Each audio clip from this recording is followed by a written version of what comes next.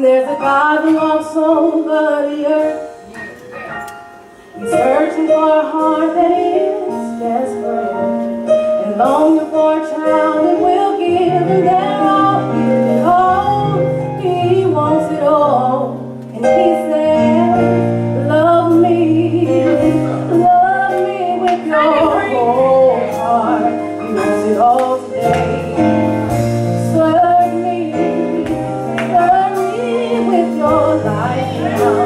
He wants it all today. Bow down, let go of your idols.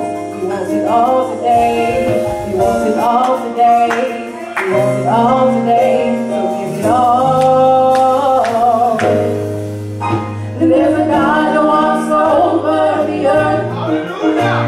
He's searching for a heart that is desperate and longing for a child that will give him their all. Give it all. He wants it all. He says, love me with your whole heart. He wants it all today.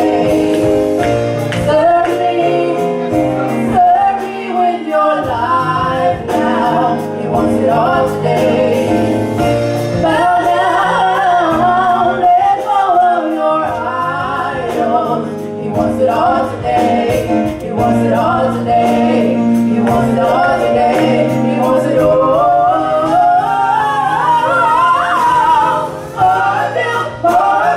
Wants it all today.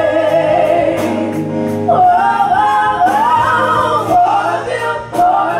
Wants it all today. Wants it all. Wants it all today. Wants it all today. He needs more of you. Wants it all today. More of you, yeah. Wants it all today. Wants it all today. Wants it all.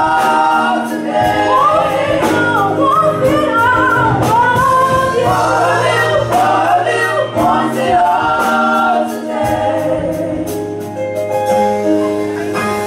So give it all today. So give it all today. So give it all.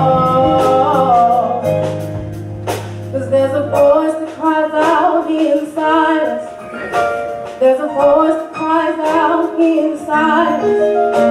There's a voice that cries out inside us. Searching for a heart that will love you. Searching for a heart that will love you. And longing for a child that will give them their all. Give it all. He wants it all.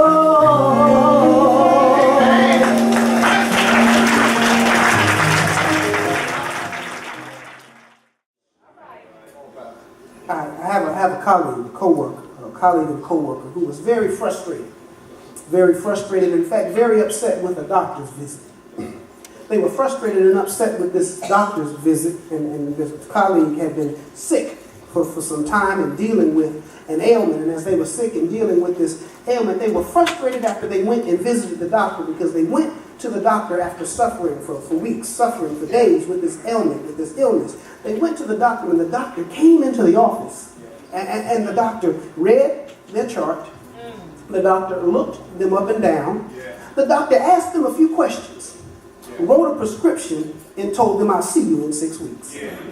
They were frustrated. They were frustrated because they took a visit to the doctor, and they were in the presence of the doctor, but the doctor never touched them. They were frustrated because there was no touch. I want to talk to somebody today, because see, you also, when you get in the presence of the doctor, you need to make sure that you get a touch. You need to make sure that at least you check my breathing. You need to make sure that at least you check my heart rate. You need to make sure that you get touched by the doctor, because there's something about the power. It's something about the ability of touch that heals a broken soul. It's something about touch that heals a broken heart. It's something about touch that gives joy where there is no joy. It's something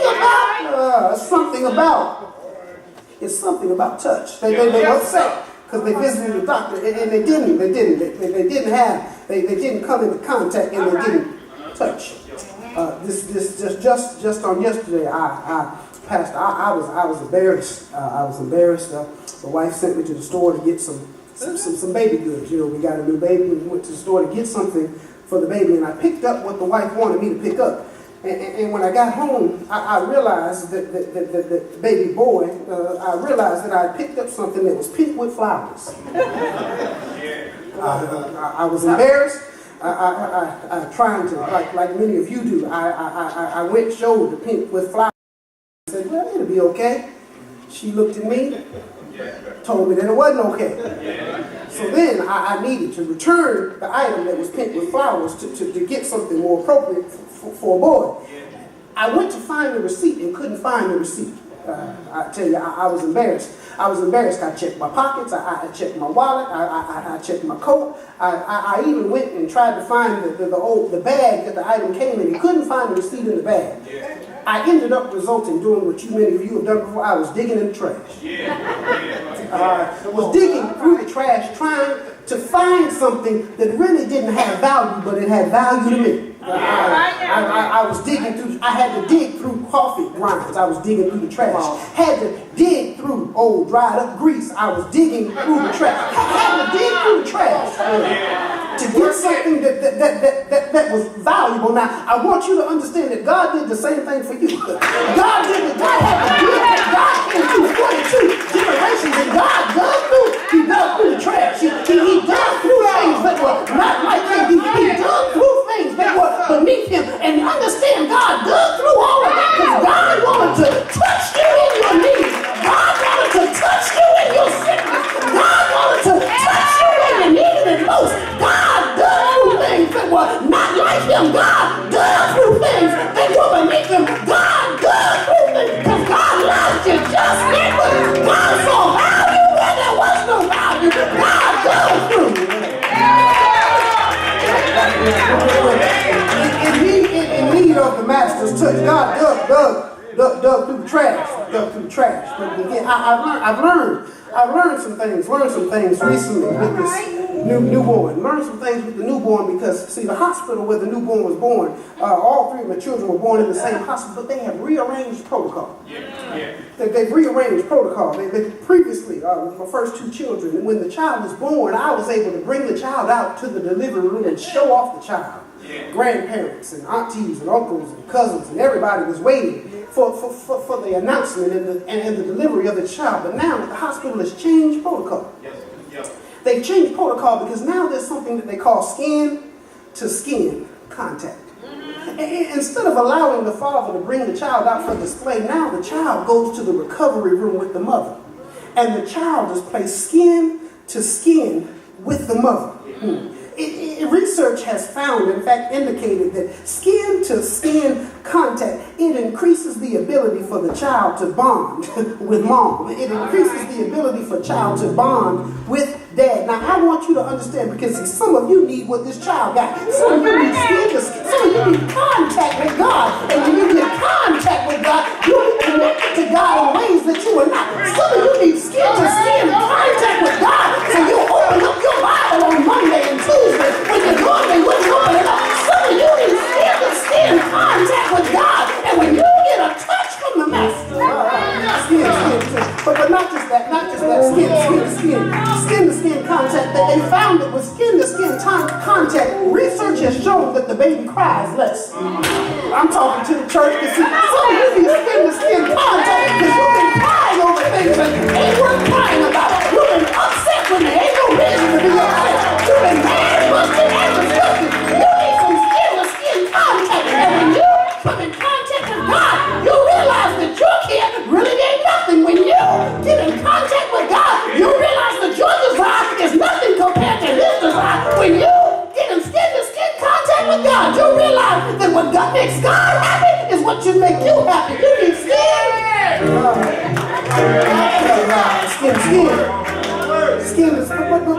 I was amazed by skin-to-skin contact, but not only that, they found that skin-to-skin contact allows for the infant to regulate its heart rate, allows for the infant to actually come in control in terms of monitoring its respiration rate, also allows for the infant to actually modify its temperature and put its temperature where its temperature actually needs to be. There are many children are born, they place them in an incubator because they want to warm the child up and bring the child back to the temperature that the child needs to be. But they found that with skin-to-skin contact, there's no need for an incubator. And I want to talk to you for a minute because see, some of you have been waiting for the situation to heat up, but all you need to do is get in contact with God. Some of you have been waiting for a situation to make you more comfortable, but it's not about you getting more comfortable. It's about you getting in contact with God. We're in need of the Master's touch. I'm in need of the Master's touch. I need him to touch my body. I'm in need of the Master's touch. I need him to touch my mouth so I can breathe his word.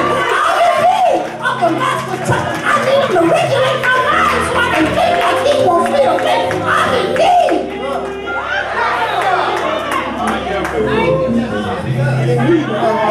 In need of the Master's touch. We now live in a world.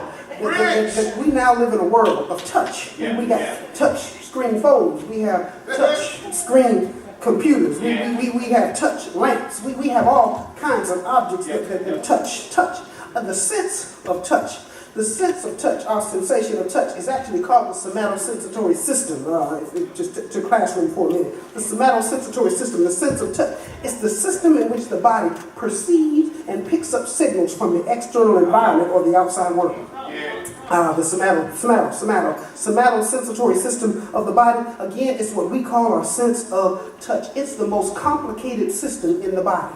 They have found that an infant at 8 weeks old in the mom's utero already has a developed sense of touch. They found that an infant in mom's utero, if an object is touching the infant's face, the infant will move its face away from the object on the outside.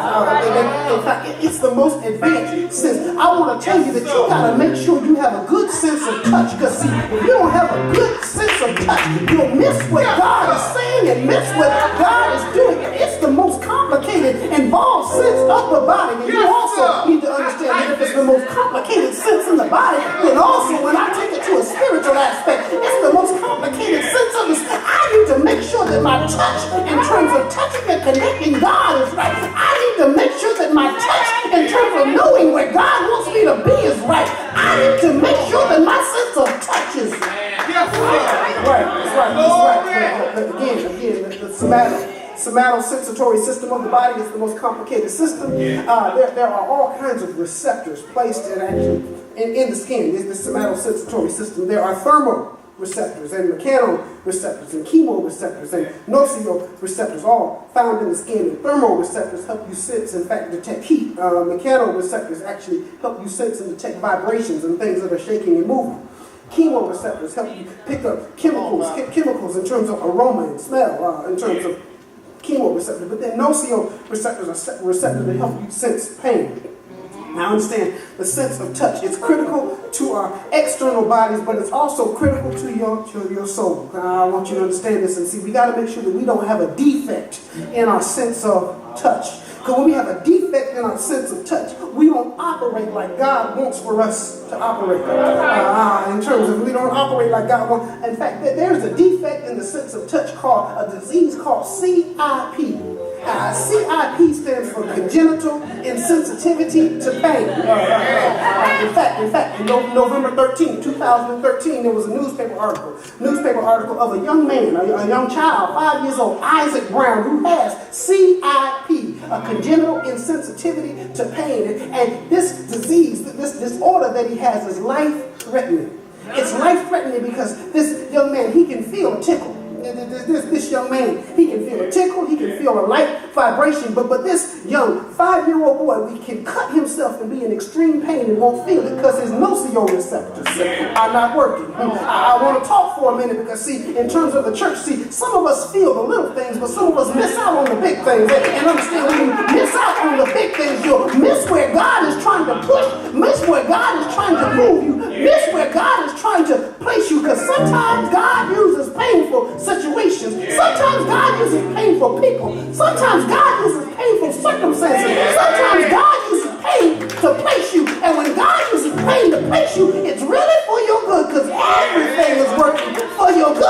you really love the Lord, God wants you to touch. We're in need of the Master's touch. And we, the church, we, people of the church, we disciples, can't have a defect in our touch. In need of Jesus. Jesus was all about touch. Even in the book of Mark, it's all about touch. I want to tell you, God today specializes in touch. And somebody here today needs a touch from God. And I just want to tell you, he specializes in whatever touch you need. God specializes in touch. Can I show you for a minute? When you look in Mark chapter 1, verse 31, you'll find where Peter's mother-in-law was sick. And Jesus healed Peter's mother-in-law by a touch. I tell you, God specializes in touch. But if you want to go beyond Mark 1 and 31 and look at Mark 1 and 41, you would find there was a leper. And the leper came and said, Jesus, you can heal me. And Jesus reached out his hand and touched him. Whatever your disease, whatever your situation, whatever your circumstances, God takes care of it and can take care of it through